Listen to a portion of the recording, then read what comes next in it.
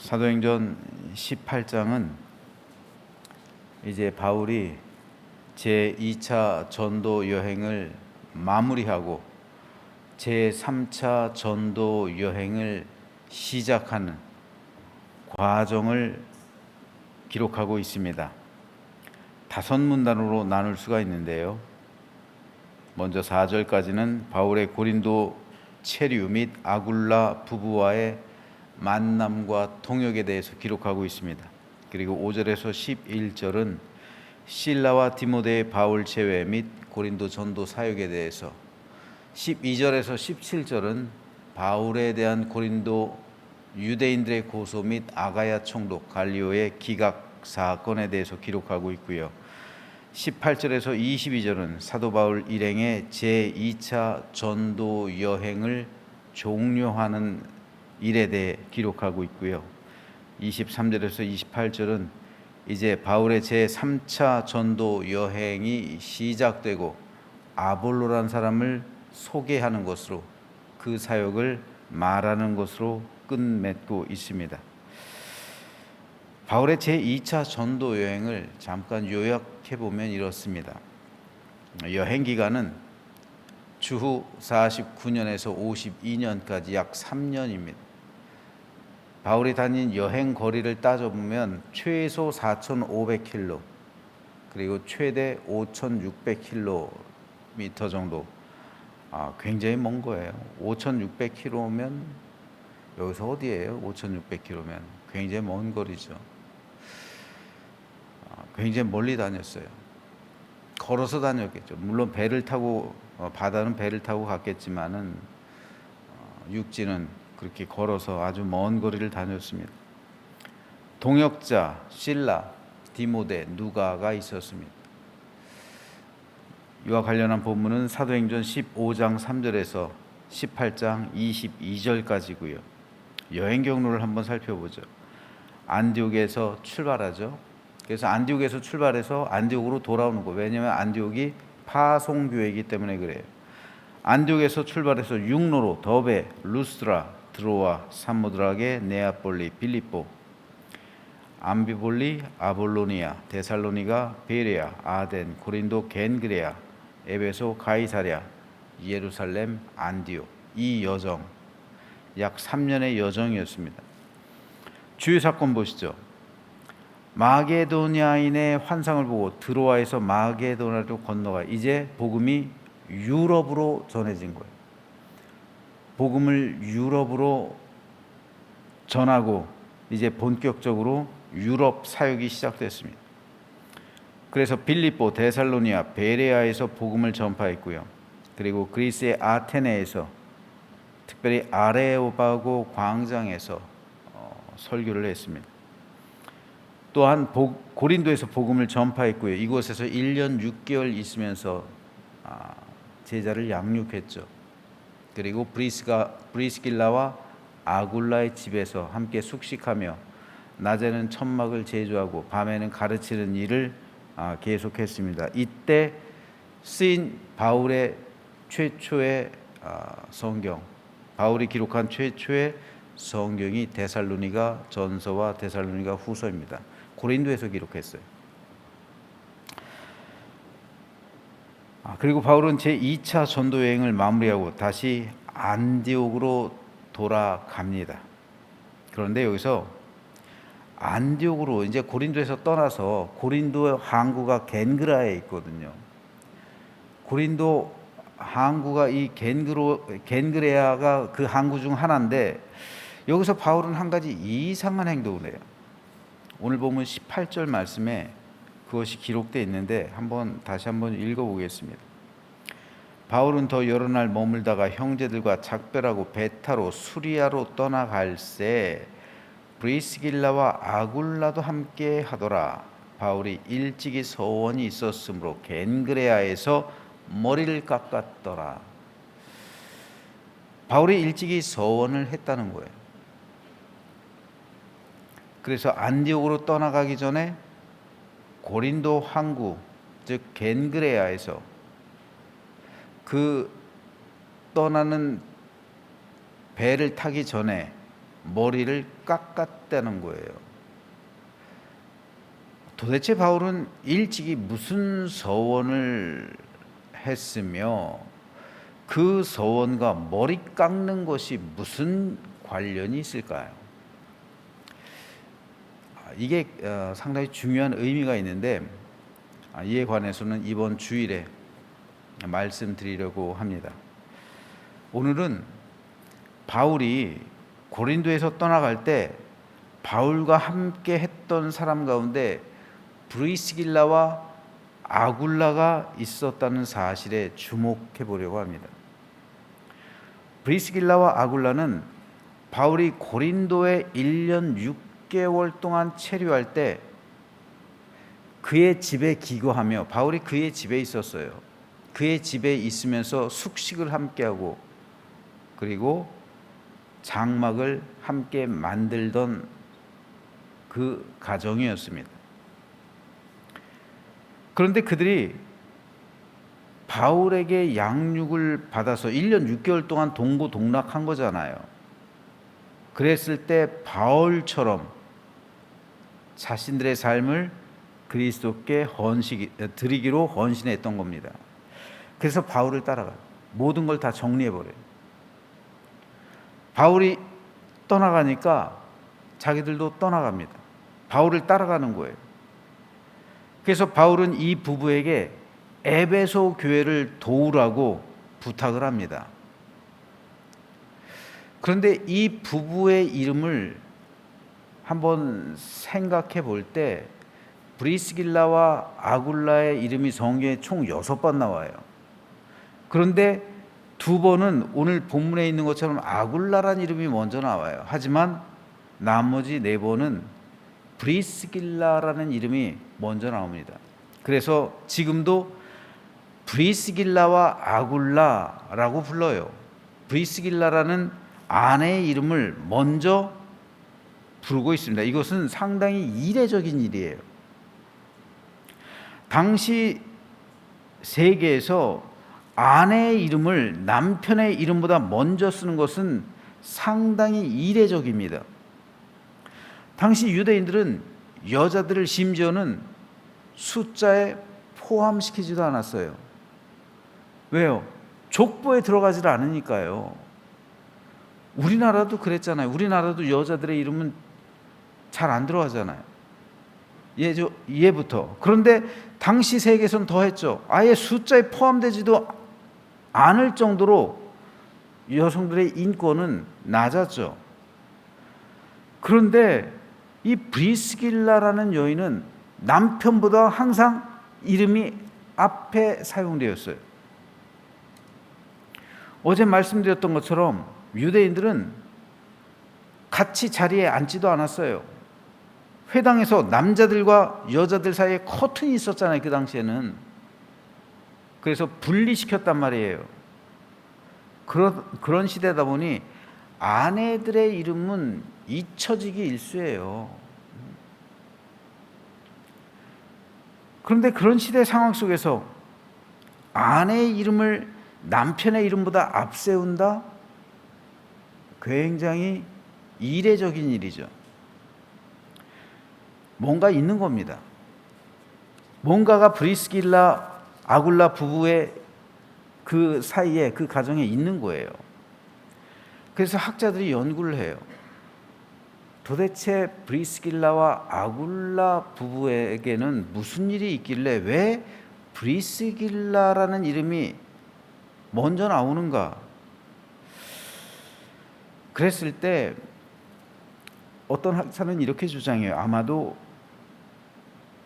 브리스길라는 헬라의 귀족 출신 여인으로 신분이 굉장히 높은 사람으로 여깁니다. 하지만 본도 출신 평민이었던 아굴라를 만나서 결혼한 것으로 추정해요. 그래서 신분이 높은 브리스길라를 아굴라보다 먼저 앞세웠을 것이다 라고 주장을 합니다. 뭐 확실하지는 않은 말이에요. 하지만 중요한 것은 브리스길라의 헌신과 충성과 교회에 끼친 영향력이 아굴라보다 훨씬 더 컸다는 것은 사실이에요. 그래서 그 당시 세계에서 브리스길라의 이름을 먼저 기록하고 있는 거예요. 브리스길라란 여인이 당시 교회에 끼쳤던 영향력, 그리고 그가 한 활동, 헌신, 이것이 남편인 아굴라하고 비교할 수조차 없이 컸다라는 것이죠. 즉 브리스길라는 여성으로서 지도자가 된 사람이에요. 아돌프 폰 하르낙이라는 독일의 유명한 역사신학자가 있어요. 역사신학의 아버지라는 별칭이 붙을 정도로 교회사 그리고 역사신학계에서는 아주 유명한 인사입니다. 그런데 하르낙은 히브리서의 저자가 브리스길라였다라고 주장을 해요. 역사신학계의 대부, 아버지라 불리는 사람이 아무 근거 없이 브리스길라를 히브리서의 저자로 주장할까요? 히브리서는 지금까지도 저자 미상으로 알려져 있어요. 그런데 이 실제로 히브리서를 읽어보면요, 상당히 어렵고 철학적이고 고급스러운 문체로 기록이 되어 있습니다. 그 문체로만 본다면 바울 서신보다, 바울이 쓴 글보다 오히려 더 뛰어나요. 그래서 어떤 학자들은 오늘 본문 이제 마지막 부분에 등장하는 아볼로가 히브리서의 저자일 것이다 라고 추정하기도 합니다. 실제로 아볼로는 구약과 수사학, 언변에 능통했던 사람이에요. 그런데 하르낙은 왜 아볼로보다 브리스길라를 히브리서의 저자라고 주장할까요? 오늘 보면 24절에서 28절 말씀에 그 답이 들어있어요. 알렉산드리아에서 난 아볼로라 하는 유대인이 에베소에 이르니 이 사람은 언변이 좋고 성경에 능통한 자라. 그가 일찍이 주의 도를 배워 열심으로 예수에 관한 것을 자세히 말하며 가르치나 요한의 세례만 알 따름이라. 그가 회당에서 담대히 말하기 시작하고는 브리스길라와 아굴라가 듣고 데려다가 하나님의 도를 더 정확하게 풀어 이르더라. 아볼로가 아가야로 건너가고자 함으로 형제들이 그를 격려하며 제자들에게 편지를 써 영접하라 하였더니 그가 가매 은혜로 말미암아 믿은 자들에게 많은 유익을 주니 이는 성경으로서 예수는 그리스도라고 증언하여 공중 앞에서 힘있게 유대인의 말을 이기미러라. 자, 아볼로가 언변이 좋았다. 언변이 좋았다는 말은 수사학에 통달했다는 거예요. 언변은 수사학을 의미해요. 즉 웅변이에요. 또한 구약 성경에도 능통했다는 거예요. 그래서 아볼로가 성경을 강의할 때 뛰어난 웅변력, 즉 수사학적인 능력으로 설교를 하니까 28절에 보면 많은 대중 앞에서 유대인의 말을 이겼다라고 기록하는 거예요. 뛰어난 수사학적인 능력, 즉 웅변력과 더불어 구약 성경에 능통했기 때문에 모든 유대인들을 이겼다는 거예요. 굉장히 수사학은 꼭 웅변만을 말하는 게 아니라 논리력과, 웅변은 그냥 음성만을 말하는 게 아니라 그 안에 담겨진 치밀한 논리, 이런 걸 다루는 학문이거든요. 이게 수사학이에요. 그것과 더불어 이 구약 성경을 풀어내니까 유대인들을 이겼다는 거예요, 다. 그 정도로 아볼로는 지적으로 능력이 뛰어난 사람이에요. 그런데 이런 아볼로를 가르친 사람이 26절 보니까 브리스길라와 아굴라. 실질적으로는 브리스길라예요. 만약 아굴라가 가르쳤다면 아굴라란 이름만 기록했을 거예요. 남편이 가르치니까 당연히 아굴라가 데려다가 가르쳤다라고 할 텐데 아굴라는 들러리예요. 브리스길라가 가르친 거예요. 그러니까 남편의 이름을 넣는 거예요. 여자만 넣을 수가 없으니까. 그러니까 브리스길라가 실질적으로는 아볼로를 가르쳤단 말이에요. 얼마나 지적 능력이 뛰어나면, 얼마나 성경에 통달했으면. 그 당시 성경은 구약밖에 없잖아요. 바울이 맨 처음에 고린도에서 데살로니가서를 쓰는데, 데살로니가서는 그 편지로 보내줬고 아직 신약 성경은 형성이 되어 있지도 않아요. 그 당시 구약 성경인데, 그러면은 브리스길라는 아볼로보다 구약 성경에 대해서 더 능통했다는 거예요. 그러니까 아볼로를 가르치는 거예요.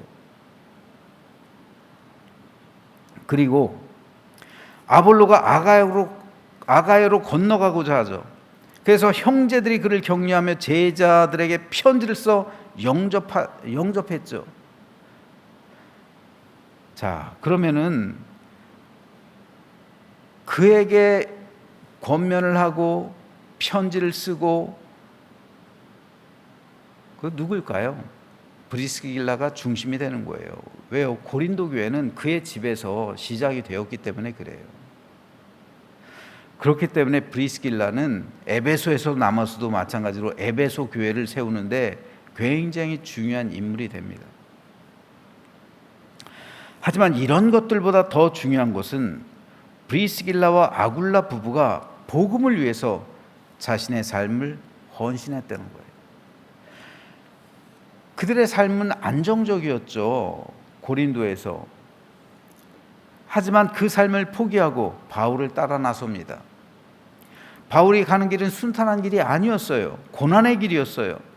자기를 부인하는 길이었고요, 자기 십자가를 지고 가는 길이었습니다. 그런데 그 길을 브리스길라, 아굴라 부부가 함께 가겠다고 나선 거예요. 따라 나선 겁니다.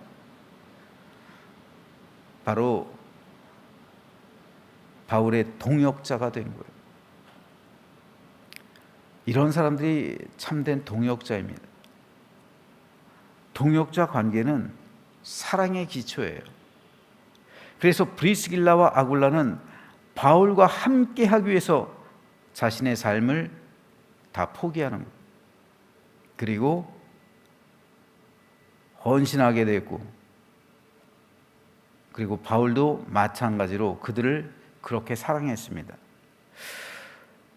오늘 보면 19절에 보면 에베소에 와서 바울과 브리스길라, 아굴라 부부가 에베소에 도착해요. 그런데 그들을 거기 머물게 해요. 에베소에 머물게 합니다. 그리고 자기는 회당에 들어가요. 왜 바울은 브리스길라와 아굴라 부부를 데리고 함께 회당에 들어가지 않았을까요? 모든 것을 버리고 바울을 따라간 브리스길라와 아굴라 부부, 그들을 왜 에베소에 남겨두고, 에베소의 은밀한 처소, 그 묵고 있던 곳에 남겨두고 왜 바울만, 자기 자신만 홀로 회당에 들어왔을까요? 브리스길라, 아굴라 성경 함께 이해해주고 또 함께 가면 힘도 받고 얼마나 좋아요. 그런데 바울이 이들을 남겨놓은 이유가 있어요. 이것은 어제 말씀드린 바울과 회당의 관계를 살펴보면 쉽게 이해할 수가 있어요. 즉 바울은 어느 회당에서든 이방인들을 대상으로 복음을 전했기 때문에 이방인들이 바울의 복음을 듣고 회당에서 나와요. 그래서 그리스도인이 돼요. 그래서 회당 안에 있던 유대인들은 폭동을 일으키는 거예요. 바울을 잡아 때리고 심지어는 죽이려고 하죠. 그렇기 때문에 바울은 브리스길라, 아굴라 부부를 에베소에 따로 머물게 했던 거예요. 그들을 보호하기 위해서요. 그들이 회당에 함께 오면 자신의 일행이기 때문에 나쁜 일을 당할 수 있기 때문에 그들을 지켜주기 위해서 오지 못하게 만들었던 겁니다. 참 아름답고 감동적인 장면이죠. 브리스길라와 아굴라는 바울을 위해 모든 것을 포기하고 함께 떠나기로 결단했고, 바울은 그런 브리스길라와 아굴라 부부를 보호하기 위해 애쓰는 모습은 왜 초대교회의 역사가 이렇게 부흥하고 성장했는지를 보여주고 있는 단적인 예가 됩니다. 이렇게 서로를 위해서 서로를 아껴주며 보호해주는 교회의 이야기는 참으로 감동적이죠. 이런 교회라면 하나님의 마음을 움직일 겁니다. 성령의 역사가 임할 겁니다. 저는 저와 여러분의 관계가 이런 동역자의 관계가 되기를 소망합니다. 또 여러분과 여러분의 관계 역시 이러한 참된 동역의 관계가 되어서 서로 친밀하며 사랑과 기쁨을 나누며 서로 함께하고 감사와 축복을 나누는 천국 공동체를 이루는 우리 모두가 되시기를 주님 이름으로 축원합니다.